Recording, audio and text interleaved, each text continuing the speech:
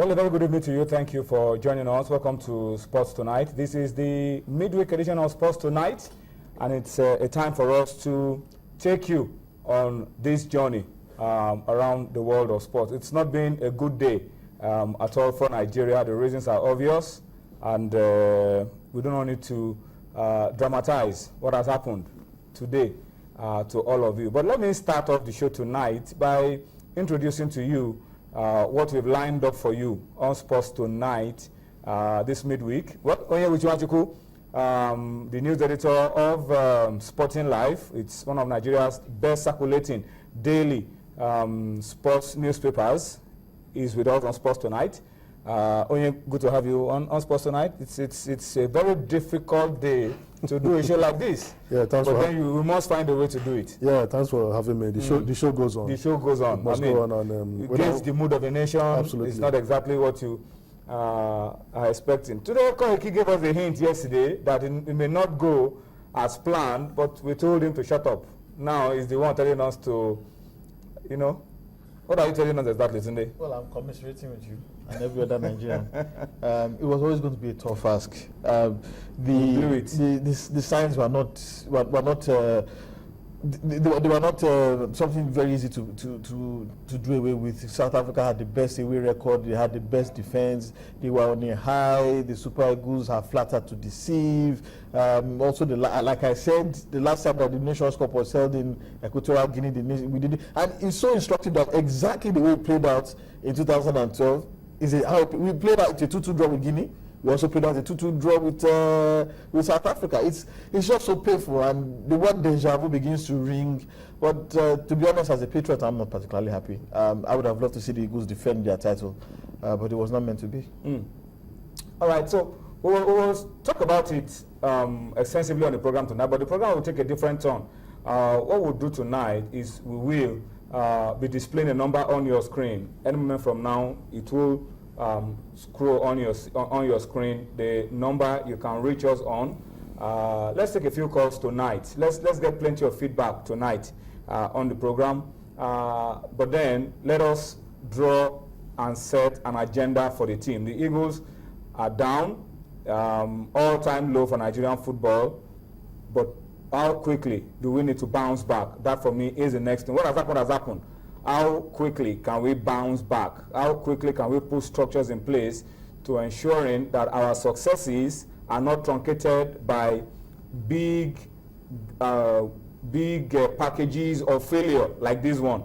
2012, we went down, didn't qualify. 2011, December, we didn't qualify. October, I think, we didn't qualify for 2012. It was all-time low. We bounced back, went to 2013 and won the Nations Cup. Now we've gone down again. We're not consistent. Our successes are happenstances. They're not planned for. They just come and go. So we must find a way out. And that is what we want to talk about on the program tonight. Not up today, down tomorrow. We should be able to maintain a level of consistency. We know that there are ups and downs, but then we've seen some teams who have stayed up for a long time. They go down eventually, but they bounce back very quickly. And that is what I think the Super Eagles of Nigeria will need to do. And that is what we will expect that you do as you talk to us on the program tonight. So we will expect you to, once that number is displayed on your screen, we will expect you to call in. Keep it short, keep it simple, keep it straight to the point. No abuses, no attack on persons. Just go straight to the point. What do we need to do to bounce back from this all-time low going forward? So that's going to be a major part of our program this midweek. And then, for the last 15 minutes of the show, we have someone, because we also need to talk about domestic football. How well is our domestic football organized? How well is it run? On Sunday, we are going to be having the finals of the 2014 Federation Cup. It is supposed to be the biggest and the most lucrative club competition in Nigeria. But how much attention do we give the Federation Cup? Yeah, because over the years, the competition has lost its glamour. And we are not seeing that consistency. It's not well packaged. The awareness is not much. But we just hope that this time around, maybe the board of the Nigerian Football Federation will come up with ideas to make people, get attracted to the competition.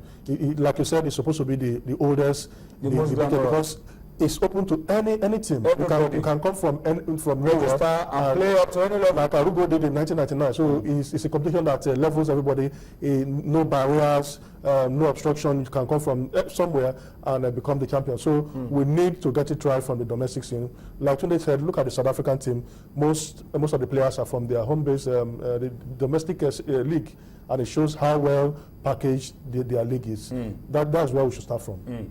All right. But tonight on the program, I mean, when you talked about the need for us to revamp and put life back into the Federation Cup, we must commend the Lagos State government. In the last couple of years that they've hosted, they've introduced a lot of innovation. One of the things that they do every year that the Federation Cup is hosted in Lagos is to reward legends of the FA Cup, those who played their role in making the FA Cup what it is down the years, a long time ago. And tonight, we'll be having a surprise guest for you. Surprise guest for you. Someone who won the FA Cup in 1955, won it in 1958, and won it in 1963. He's going to be on the show tonight. You will see him on Sports Tonight. That's one of our own little ways of contributing to returning the glamour. And it's been listed as the FA Cup legend, one of the FA Cup legends for 2014. So we'll go to meet him, and he will talk to us about 2015. He's old now, really fragile, 80-year-old man, but we'll try to get something out of him for you on Sports Tonight this beautiful midweek. Well, still, yeah, you know, I don't know. It's a sad night to talk sports. It's a very sad night to talk sports as well. Still smarting from the effect of the loss. Not a loss really, it was a draw, but it was more of a loss than a draw. All right, but the Eagles are down and out. That's 2015, no more for Nigeria. Let's start from there, gentlemen, very quickly. Eagles are down and out. No Nations Cup 2015 for Nigeria. Well, it's just we only have ourselves to blame. Everyone that has gone on this journey with the Super Eagles, from the players to the coaches to the administrators to the fans to the journalists, every single person has a part to play in this. We should all equally raise up our hands and accept the blame.